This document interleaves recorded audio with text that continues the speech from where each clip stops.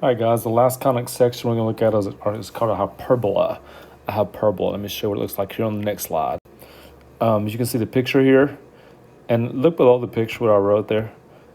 It's really like a backwards ellipse. Thinking about taking these two curves, this one, and like flipping around.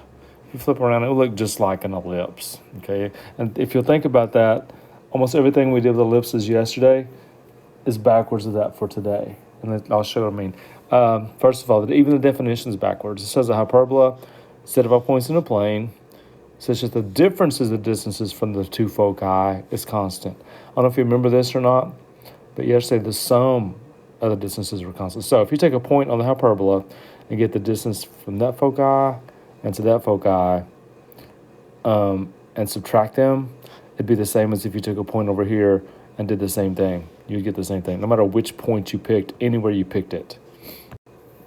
All right, here's all the stuff you need to know. Now, look at the difference in today and what we did yesterday in class.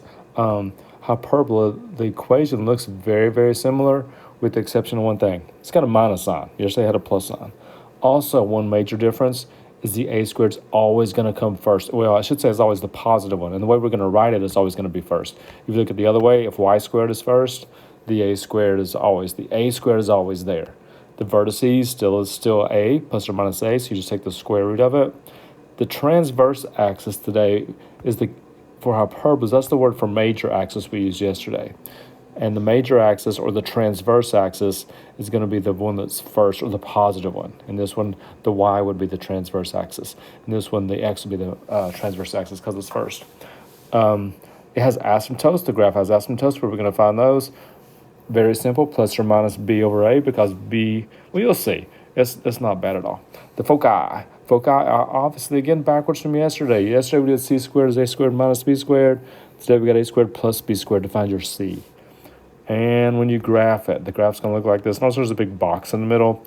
I'm going to show you where that comes from. You can see the dotted lines are asymptotes. It has two vertices like we did yesterday. It's got two foci like we had yesterday. The foci are inside the hyperbola, just like the focus was inside the parabola, and the foci were inside the ellipse. Okay. Now the difference in all this info, if you look at one side of this chart, it is with the x-axis being the transverse or major axis, and the right-hand side, the y-axis is the major or transverse axis. By the way, the minor axis is called the conjugate axis. All right, here's how we're going to graph it. First of all, we're going to sketch the box that you saw. Then we're going to draw the asymptotes.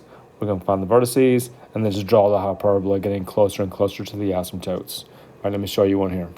It says a hyperbola has that equation, find the vertices, foci, and asymptotes, and sketch the graph. So, first thing I do, because that side's 144, I need it to be 1. I'm about to divide all three terms by 144. 9 goes into 144 16 times. 16 goes to 144 9 times, and that's 1.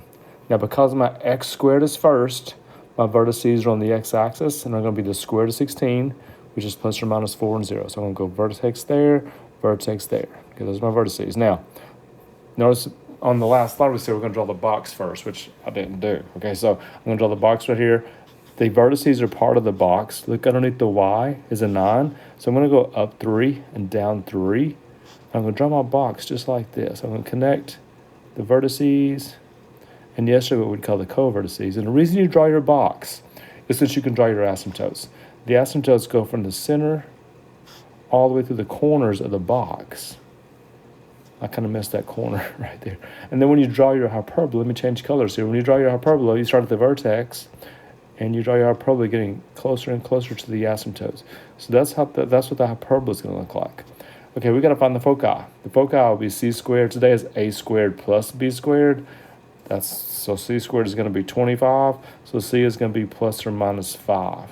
And they always go on the major axis, which is the x this time. So the foci will be plus or minus 5 and 0.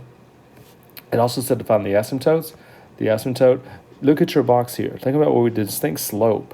We rose 3, ran 4. All right, so our slope is, our two asymptotes would have, the other slope would be up 3, left 4. There's two asymptotes, two slopes. Their slopes are opposites of each other, and x. That's the equation of the asymptotes. There's the foci, there's the vertices, there's our picture, our graph. Okay, find the vertices, foci and asymptotes of the hyperbola and sketch its graph. I don't see anything there. That's a weird slide because I don't see what I was supposed to do there. So I'm just going to skip it. Oh, I must have left something off. Sorry about that. All right, find the equation of the hyperbola with those vertices and those foci and sketch the graph. Okay, the vertices are plus or minus 3, 0. That's the x-axis. So what I know is I know the x comes first. And because I went 3 to the left and 3 to the right, I know it's y. I know, sorry, it's 9. I know y squared comes next. I know that's 1. That's what I know. Okay, so I also know the foci, which means that 4 is the c. And don't forget what c squared equals. C squared is a squared plus b squared today.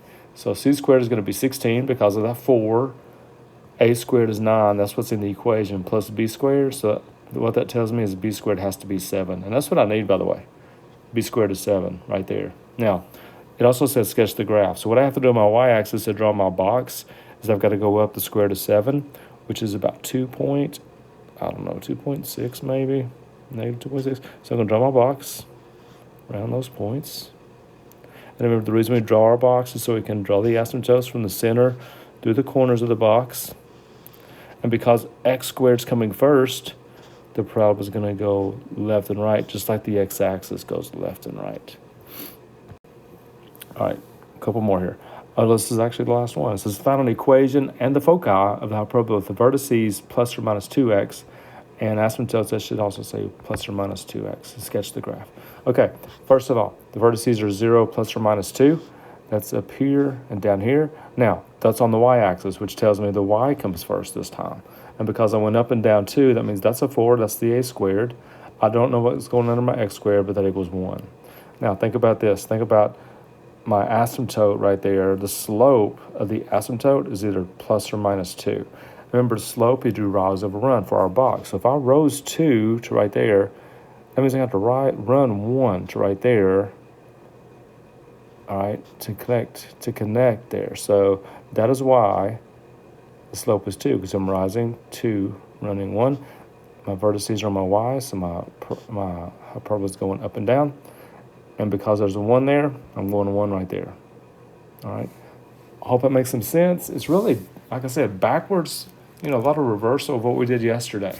And I hope you saw that as we went through there. We'll work on it in class like we always do. Can't wait to see you tomorrow.